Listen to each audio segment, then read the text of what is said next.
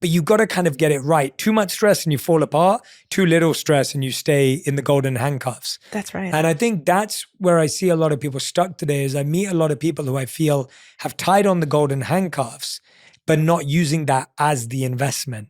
So it's like, I want to have a lifestyle with the money I make. I don't want to use it to build a new life. Yeah. Does that make sense? Well, I mean, and there's a lot of data out there that actually backs that. There was a study that was done on should you leave your job to do a startup or should you stay in your job and do your startup at the side?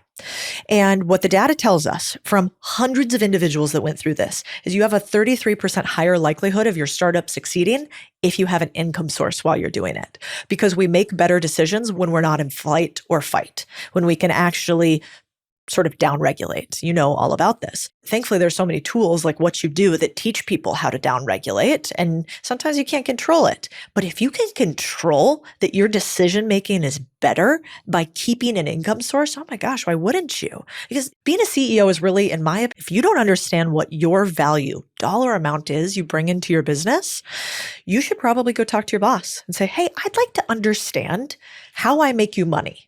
If you had to quantify how I make you money, could you help me understand that? One, your boss is going to be like, this is amazing. Nobody's ever asked me this before.